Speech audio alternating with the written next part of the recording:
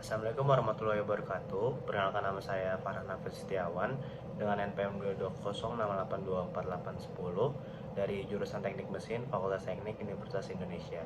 Pada kesempatan kali ini saya akan menjelaskan kepada kalian mengenai metode pemecahan masalah yang telah dijelaskan juga di kelas oleh Pak Dai mengenai metode DAI 5, di mana DAI 5 tersebut adalah metode pemecahan masalah yang menekankan pemikiran sadar dan analisis terstruktur dengan melibatkan proses identifikasi dan yang sistematis dalam mengatasi masalah tersebut.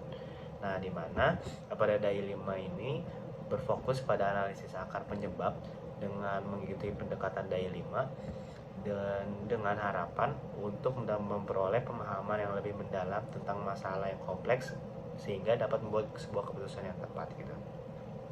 DAI 5 ini juga memiliki manfaat, yaitu yang pertama mengenai terkait pengambilan keputusan yang efektif, di mana pada DAI 5 ini memfasilitasi pengambilan keputusan yang efektif dengan menyediakan kerangka struktur berpikir untuk analisis dan penyelesaian masalah.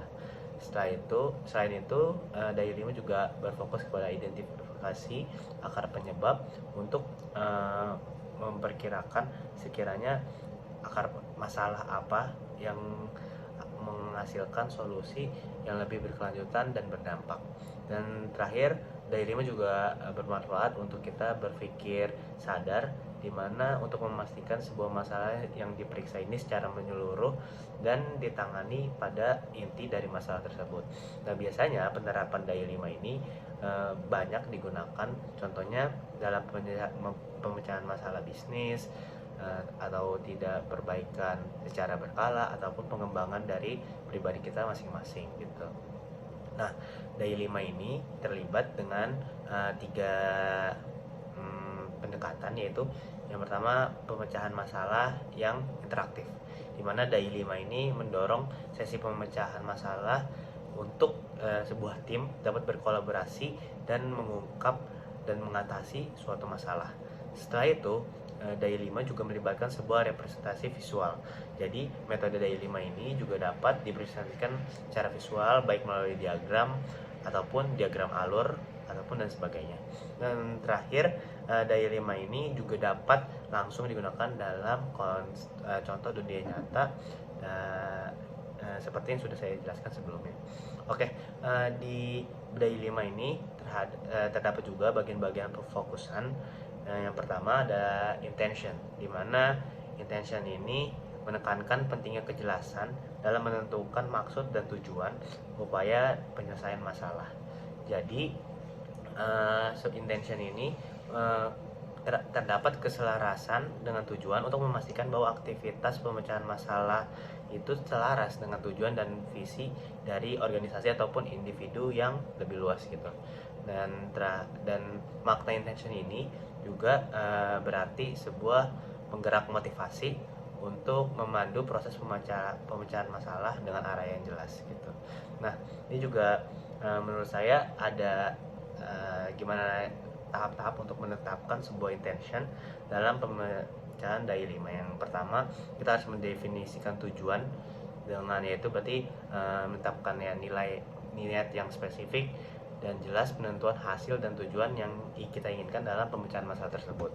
Terus kita juga harus membangun fokus dan menciptakan keselarasan yang diantara anggota tim dan pemangku kepentingan masalah tersebut gitu. Terus kita juga dapat mengkomunikasikan sebuah intention, yaitu dengan tahap untuk menjelaskan sebuah intention dalam transparansi dan kejelasan. Setelah itu, kita juga tetap harus melibatkan pemangku kepentingan yang sekiranya masih berkesinambungan dengan pemecahan masalah, dan kita harus memikirkan dampak motivasi dari komunikasi intention tersebut. Yang jelas dapat memberikan dampak motivasi, komitmen, dan dedikasi yang menginspirasi dalam perjalanan masalah tersebut gitu. Nah, kita juga dapat menyelaraskan intention dengan tindakan. Kalau tadi kan kita dengan bagaimana kita mengkomunikasikan dalam pemecahan masalah menggunakan intention, tapi kita juga dapat menselaraskan dengan kepentingan gitu, dengan tindakan. Jadi kita juga harus tahu tujuan yang dapat ditindaklanjuti. Kita juga harus melakukan yang namanya pemantauan dan adaptasi mekanisme dalam pemecahan masalah, dan terakhir kita tetap harus memperkuat tujuan untuk menselaraskan niat kita dalam melakukan tindakan secara terus-menerus untuk memperkuat dan mengkerucut tujuan dan pentingnya proses pemecahan masalah yang kita hadapi gitu. Nah, selanjutnya initial thinking.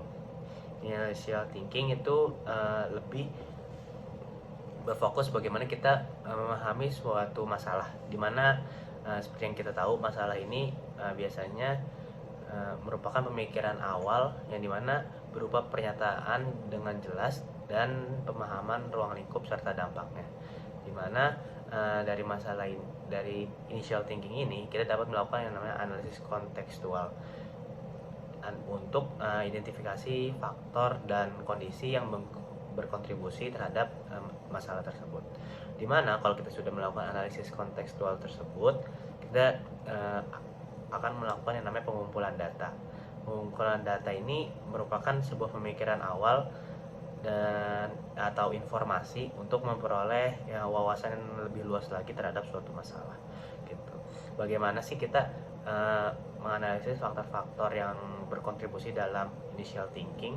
Yang pertama, kita harus identifikasi yang namanya penyebab dulu, dimana initial thinking pasti identifikasi akar masalah dan faktor-faktor pendukung yang mendasari permasalahan tersebut.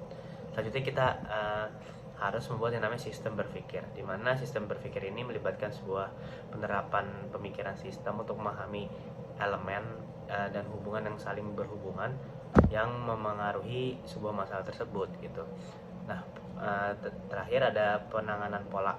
Kita biasanya dalam suatu masalah itu juga terdapat tren-tren yang membantu untuk mengungkap masalah dan pemicu yang berulang dalam domain masalah tersebut gitu.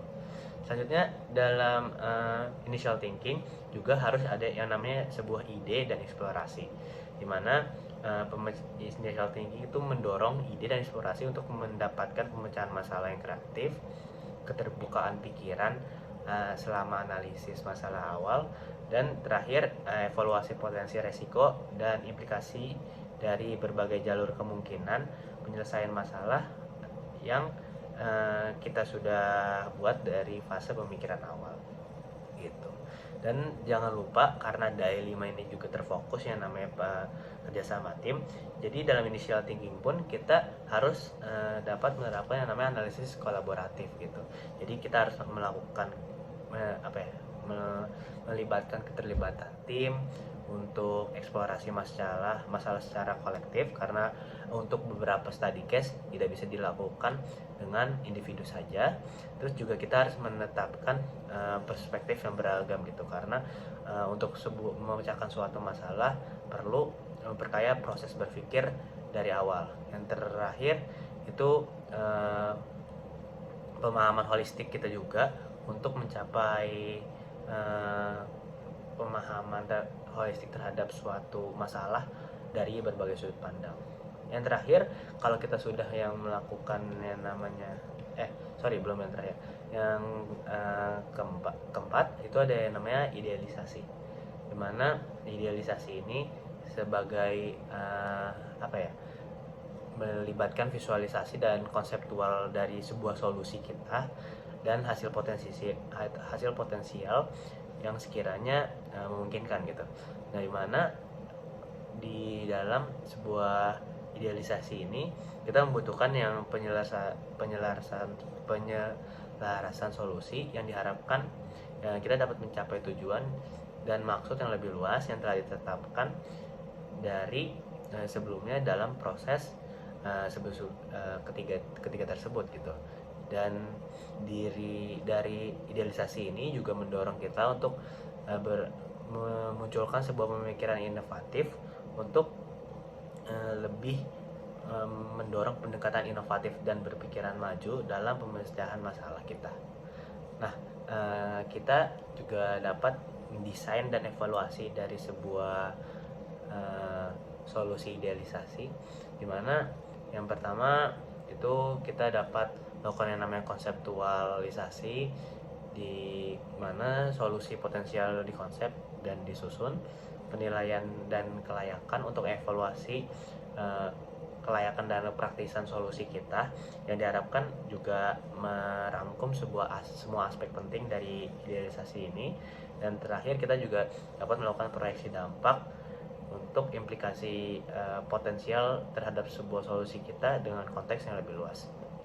Nah, kita juga dalam idealisasi ini kita juga harus melakukan yang namanya penyempurnaan ulang, baik dengan cara adaptasi terhadap konteks dari penyempurnaan untuk adaptasi dengan kendala yang kita identifikasi selama pemikiran awal tersebut. Kita juga dapat penyempurnaannya kita dapat dengan melakukan mitigasi resiko untuk mengatasi potensi resiko sehingga menghasilkan solusi yang lebih kuat dan efektif gitu. Nah, untuk bagaimana sih cara memvisualisasi sebuah solusi ini, dimana visualisasi solusi ini bisa dapat berupa representasi visual, yaitu bisa melalui diagram, model, ataupun prototipe. Terus juga dapat dilakukan melalui komunikasi visi, dimana komunikasi visi ini biasanya yang sering dipakai untuk memvisualisasikan secara efektif untuk membantu dan dalam mengumpulkan dukungan dan keselarasan dari pemangku kepentingan dalam anggota tim tersebut untuk memecahkan suatu masalah gitu. Nah, visualisasi solusi juga bisa dalam bentuk aksi yang inspirasi, yaitu terhadap tindakan dan komitmen pemecahan jalur masalah yang dibayangkan biasanya. Nah, terakhir itu ada instruction dari tadi metode Daya 5 tersebut, dimana sebuah instruction ini melibatkan pemberian arah yang jelas dan dapat ditindaklanjuti untuk menerapkan solusi pemecahan masalah yang dipilih gitu. Nah, biasanya instruksi ini mencakup penetapan jadwal dan pencapaian untuk membantu proses implementasi gitu. Nah, dalam instruksi ini juga terdapat sebuah komunikasi dan penyelarasan, di mana komunikasi dan penyelesaian ini memiliki ruang lingkup, yaitu keterlibatan dari pemangku kepentingan untuk melakukan komunikasi yang transparan dan efektif mengenai rencana implementasi, terus keselarasan dengan niat tujuan bersama dari awal, dan mekanisme feedback atau umpan balik yang memungkinkan komunikasi dan adaptasi selama fase implementasi ini gitu. Dan instruction ini juga mencakup mengenai mobilisasi dari sumber daya.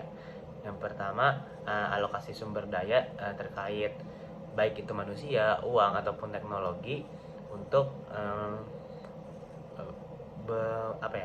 membagi bagian masing-masing dalam bersama mencapai suatu tujuan gitu. Nah, selain itu juga mobilisasi sumber daya ini bermaksud terhadap peningkatan kapasitas untuk identifikasi bagaimana peluang pengembangan kapasitas ataupun pengembangan keterampilan untuk memberdayakan individu yang terlibat dalam pelaksanaan gitu. Terus juga mobilisasi sumber daya ini